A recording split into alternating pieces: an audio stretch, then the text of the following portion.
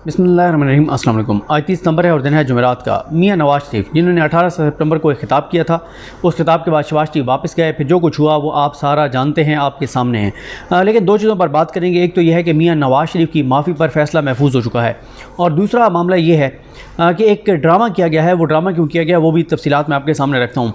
पहला तो ये है कि मियाँ नवाज शरीफ ने जो तकरीर की, उसके बाद शट अप कॉल दी गई, उसके बाद मुँह पर तमाशा लगा, उसके बाद वाज़ेह पैगाम दिया गया और ये कहा गया कि ऐसे नहीं चलेगा, ये कोई तरीका नहीं है।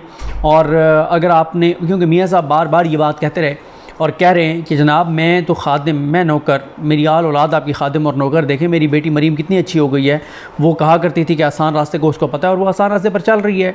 अब 16 माह वो बेहतरीन तरीके से उस रास्ते पर चली है, बल्कि 16 माह वो इक़्तिदार वाले, उससे पहले जब इक़्तिदार मिलना था 3-4 महीने, और उसके बाद इक़्तिदार ख़त्म होने के बाद भी आप देख लें, अगस्त में 9-10 अगस्त को इक़्तिदार ख़त्म हुआ, आज 28 सितंबर हो गई है। मरीम नवाज़ साहब ने कोई ऐसा बयान नहीं दिया। तो वो कह रहे हैं मेरी बेटी ने अपने अमल से साबित कर दिया है, मैंने अपने अमल से साबित कर दिया है, लेकिन अब मुझे लोगों को बेवकूफ़ बनाने के लिए कोई तो बयानियाँ अपनाने दें, कोई तो बात करने दें।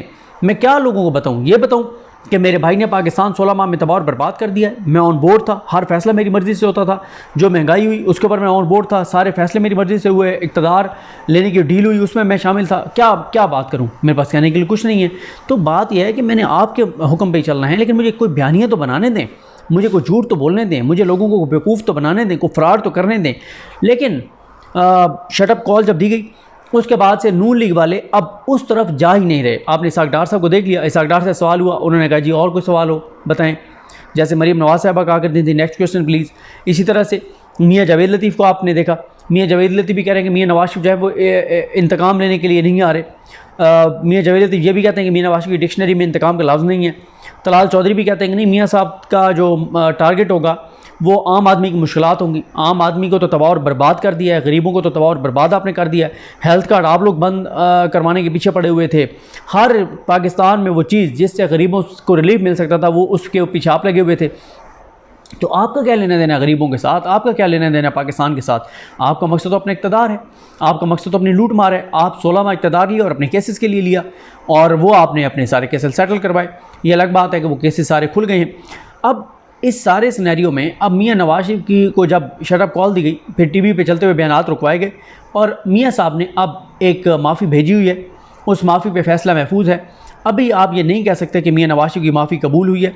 मियाँ नवाज शरीफ की अभी आप ये भी नहीं कह सकते कि कन्फर्म है कि 21 अक्टूबर को आएंगे, क्योंकि देखें अभी तक, यानी आज 28 सितंबर हो गई है, और अगर आप देखें तो पीछे 20-22 दिन रह गए, लेकिन अभी तक ग्राउंड के ऊपर आपको नून लीग की कोई तैयारियां नज़र नहीं आती, कोई आपको नहीं नज़र आया, क्योंकि ये आवाम में जाने के काबिल भी नहीं है। आपने ज़ाहिर है अगर आपने लोगों को लेके जाना है, लोगों को दावत देनी है, तो फिर ये नज़र आए ना कि किसी बाज़ार में कोई नून लीग वाला फिर रहा है, दावत देता फिर रहा है, गुफ्तगू करता फिर रहा है। ये जाएँ तो सही लोगों के सामने। दुकानदार पहले बेजार बैठे हैं मार्केटों के अंदर, जो बिजली के बिल आ रहे हैं, जो दुकानदारों की जो सेल्स कम हो गई हैं, जो उनके घर के अखराजात बढ़ गए हैं, जो उनके लिए मुश्किलात बढ़ गई हैं, लोग पहले ही अके बैठे, थके बैठे और शदीद ज़हनी अजियत का शिकार हैं। जाएँ तो सही बाज़ारों के अंदर, ये जाएँ तो सही मार्केटों के अंदर, ये नहीं जा रहे। अभी तक आपने किसी एक भी नून लीग के लीडर को नहीं देखा होगा कि वो अवाम में जाके और मैसेज दे रहा हो और कोई वीडियो सामने आई हो। नहीं जा रही, अवाम में जाने के काबिल नहीं है। और फिर आपने एक वीडियो वो भी देख ली होगी जिसमें कहा गया कि कारें शारें ना लेके जाएँ, बसों में लोगों को बाहर के लेके जाएं। और इसीलिए मैंने आपको बताया था कि इन्होंने एयरपोर्ट वाला प्लान कैंसिल किया है, सिर्फ मीनार पाकिस्तान के ऊपर लोगों को बुला रहे हैं, ताकि जिसको लाएंगे नग पूरे करते जाएंगे, हाज़िरी लगाते जाएंगे, फ़लाना अंदर चला जाए, फ़लाना अंदर चला जाए, और सख्ती से मना होगा कि जनाब आप 8-10 घंटे जलसा गाह से नहीं निकल सकते। 8-10 घंटे आप अंदर गुजारेंगे, अगर मियाँ साहब आते हैं तो जलसा गाह के अंदर बड़ी सख्त पाबंदी होगी, बाहर किसी को नहीं निकलने देंगे बाहर, क्योंकि ज़ाहिर है 90% लोग अंदर जाएंगे ही वो जो आप ऐसे समझें कि पैसे लेके आए हुए होंगे, वरना आम आदमी क्यों जाएगा मियाँ नवाज शरीफ के इस्तकबाल के लिए? मियाँ नवाज शरीफ ने क्या दिया है आवाम को? और लोग जो है खुदकुशियाँ कर रहे हैं उसकी तो ज़िम्मेदार मियाँ नवाज शरीफ और शहबाज शरीफ और ये लोग हैं। तो आम आदमी तो नहीं जाने वाला, पेड लोग जाएंगे। पेड लोग जब पैसे लेके जाएंगे अगले, तो फिर वो टाइम भी पूरा करेंगे, तो फिर उनकी बात भी ठीक है, गलत नहीं है, वो टाइम अपना पूरा करेंगे और लोगों को टाइम पूरा करना चाहिए वहाँ पे। अब मसला यह है कि एक तो ये देखना है कि मियाँ साहब की माफ़ी कबूल होती है या नहीं होती। माफ़ी कबूल होगी तो मियाँ साहब आएंगे, माफ़ी कबूल नहीं होगी तो मियाँ साहब दोबारा कोई ना कोई बहाना सामने आ जाएगा।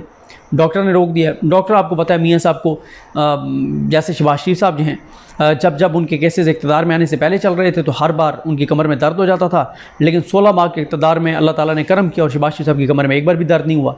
तो इस सारी सूरत हाल में देखना यही है कि उनकी माफ़ी कबूल होती है या नहीं होती। मियाँ नवाज़ शरीफ जितने डरपोक हैं, जितने बुज़दिल हैं, वो कभी भी बगैर डील के नहीं आ सकते। जब तक जजेस मैनेज ना हो, जब तक अदालतें मैनेज ना हो, जब तक जजेस से उनकी बात ना हो जाए, जब तक जजेस से फैसले। और मियाँ साहब की कुछ चीज़ें अच्छी हैं, मियाँ साहब जजेस को ज़्यादा थकाते भी नहीं हैं। मियाँ नवाज़ शरीफ ने जब कोई फ़ैसले लेने होते हैं तो कई बार उनके वकला जो है उनकी टीम बैठ के और जजमेंट्स लिख देती है। जज साहब तो सिर्फ अपने साइन करते हैं और कॉपी पेस्ट करते हैं, इससे ज़्यादा जज साहब को काम नहीं करना पड़ता। तो मियाँ साहब आसानियाँ भी पैदा करते हैं। जिस तरह से मियाँ साहब की मैं हर वीडियो में उनको क्रेडिट देता हूँ कि मियाँ साहब की को ये क्रेडिट जाता है कि जिस तरह से हमारी शरीयत कहती है कि मज़दूर को पसीना खुश्क होने से पहले उसकी मजदूरी दो, तो मियाँ साहब तो जो उनके लिए काम करते हैं उनको पसीना आने से पहले उनको अदायगी करते हैं। ये मियाँ साहब की अच्छी बात है। जहाँ तारीफ़ बनती है वहाँ तारीफ़ करनी चाहिए उनकी। फिर वो अपने लोगों का ख्याल रखते हैं, वो रिटायर भी हो जाते हैं वो लोग, फिर वो उनको नवाजते रहते हैं। ये मियाँ साहब की अच्छी चीज़ है। और सबसे ज़्यादा जुडिशरी के लोगों को नवाजते हैं, सबसे ज़्यादा रिटायर्ड जजेस को नवाजते हैं। अब देखें ना, जिस जज ने शहबाज शरीफ को जो है वो बरी किया था, वो एजाजुल हसन नाम था या क्या था, उनको देख लें, उन्होंने लगा दिया यहाँ पे इंफॉर्मेशन कमिश्नर के तौर पर। तो ये उनकी मियाँ साहब की, मियाँ नवाज़ शरीफ और शरीफ ख़ानदान की ये एक अच्छी एक आदत है कि वो अपने लोगों का ख्याल रखते हैं। अब देखना ये है कि उनकी माफ़ी कबूल होती है नहीं होती। और फिर एक जो इन्होंने ड्रामा किया, अब ड्रामा इन्होंने ये किया, हालांकि ये जो निगरान सेटअप है, अनुराला काकड़ साहब की आपने तस्वीर मरीम नवाज़ साहब के साथ देखी थी, जो अपने भुगटी साहब हैं उनके नून लीग के हवाले से। अब उन्होंने कोई ऐसी बात भी नहीं की थी भुगटी साहब ने महर बुखारी साहब के प्रोग्राम में। उन्होंने सिंपल यही कहा ना कि अगर उनको ज़मानत नहीं मिलेगी तो फिर गिरफ्तारी होना है। लेकिन फिर जिस तरह से मरीम औरंगज़ेब साहिबा की धमकी के ऊपर सरेंडर किया इन्होंने सरफराज भुगटी साहब ने, और एक बंदा खड़ा किया, वहाँ से निकले, बाकायदा रिकॉर्ड करवाया, टीवी चैनलों पे चलवाया गया। और बहुत इससे एक तो सरफराज भुगटी साहब के बारे में नेगेटिव इंप्रेशन गया। बहुत से लोग उनके जो मोतरफ थे वो भी उन पर तनकीद कर रहे हैं कि यार एक ख़ातून मरीम औरंगज़ेब की धमकी के ऊपर आप बिल्कुल लेट गए। तो बड़ा एक उन्होंने बहरहाल अपना एक बहुत नुकसान किया। ये चीज़ उनको हॉन्ट करती रहेगी सरफराज भुगटी साहब को कि आप इतने बड़े सरदार, मतलब ज़ाहिर है भुगटी बड़े एक है उनका एक जिस तरह से एक होता है कि यार उनका वो फिर अपनी सेल्फ रिस्पेक्ट के ऊपर कंप्रोमाइज़ नहीं करते, अपनी इज़्ज़त के ऊपर कंप्रोमाइज़ नहीं करते। लेकिन आप तो लेट गए मरीम औरंगज़ेब साहिबा के एक ट्वीट के ऊपर, आपको उन्होंने बिल्कुल लिटा दिया। मरीम औरंगज़ेब ने, एक खातून जो जिसके पास कोई ओहदा नहीं है, उसके ट्वीट पे आप लेट गए और आपने सरेंडर कर दिया और आपने माफ़ी मांग ली, आपने अपने बयान से रिजू कर लिया, आपने बिल्कुल यू टर्न ले लिया, आपने सरेंडर कर दिया शरीफ ख़ानदान के सामने। तो ये ऐसे नहीं हुआ करता। ज़ाहिर है किसी ने कहा तो उन्होंने ये काम किया। लेकिन अब ये सारा मुझे लगता है एक ड्रामा है, क्योंकि मियाँ साहब जो बयानियाँ बनाना चाहते थे वो तो बना नहीं सकते, उधर तो वो जा नहीं सकते। तो अब कोई ना कोई ड्रामा तो क्रिएट करना है ना। एक ड्रामा क्रिएट करना है कि वो जी निगरान सेटअप बिल्कुल हमारे ख़िलाफ़ है, निगरान सेटअप का हमारे साथ कोई तल्लुक़ नहीं है। हालांकि ये बातें अब ज़बान ज़द-ए-आम है कि बाप पार्टी ने नून लीग में शामिल होना है। ये जिस तरह से वो अपोजिशन चल रही थी राजा रियाज वाली, उसी तरह की शायद ये निगरान हुकूमत है। 4-5 बंदे तो मियाँ नवाज़ शरीफ के अपने, डॉक्टर तौकीर साहब बैठे हुए, फवाद हसन फवाद साहब, आहद चीमा साहब, ये उमर सैफ और इस तरह की। देख लें निगरान सेटअप में मियाँ साहब की बड़ी ज़बरदस्त इनके लोग बैठे हुए हैं, इनके अपने लोग बैठे हुए हैं निगरान सेटअप के अंदर। और फिर अभी अब वज़ीर इत्तलात साहब हमारे जो हैं उनके बयान देख लें आप, निगरान वज़ीर-ए-आज़म के बयान देख लें आप, सेट अपना वफाकी वज़ीर दाखिला साहब के बयान देख लें, सब शरीफ ख़ानदान की फेवर में। वो एक बात जो उन्होंने की, एक सवाल के जवाब में उन्होंने की, जो लेकिन वो एक पूरा ड्रामा क्रिएट किया जा रहा है, एक तासुर दिया जा रहा है कि निगरान सेटअप बड़ा ख़िलाफ़ है, ये वो सारा कुछ। कोई निगरान सेटअप ख़िलाफ़ नहीं है। और जितने माज़रत ख़्वाहाना रवैया नवाज़ शरीफ के मामले में निगरान सेटअप के वज़रा का और इंसारों का है, वो साफ नज़र आ रहा है। और इनके बारे में अभी से यही है, बिल्कुल उसी तरह से होगा जैसे राजा रियाज साहब का हुआ है कि राजा रियाज साहब जो हैं वो जो है हुकूमत ख़त्म होने के बाद, पार्लियामेंट ख़त्म होने के बाद वो जाके नवाज़ शरीफ के साथ उन्होंने शमूलियत।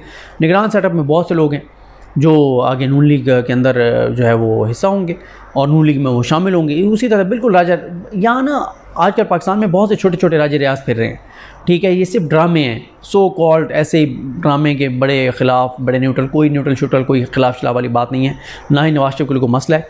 नवाज़ शरीफ अगर आएंगे 100 नहीं 200 नहीं 1000% डील के तहत आएंगे। मियाँ नवाज शरीफ डील के मुझे एक बात बताएं, अगर मियाँ साहब को इससे ज़्यादा क्या था जब उनका भाई वज़ीर आज़म था, जब उनका भतीजा वज़ीर आला था, आ जाते ना, कोई मसला ही नहीं था। क्यों नहीं आए? क्योंकि उस वक्त डील नहीं मिल रही थी। अपने लोग, अपना भाई वज़ीर आज़म होते हुए डील नहीं मिल रही थी, तो जो अपने भाई के होते हुए नहीं आया वो अभी आएगा जब तक डील नहीं होगी। डील के तहत आ रहे हैं।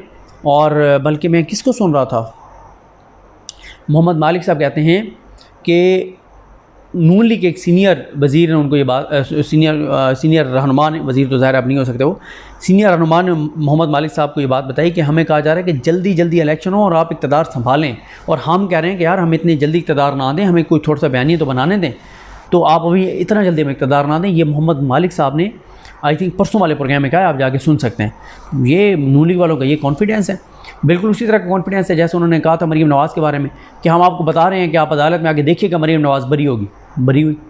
अब मरीम नवाज़ साहब ने कह दिया मैं नवाज शरीफ को जेल नहीं जाने दूँगी, नहीं जाएंगे।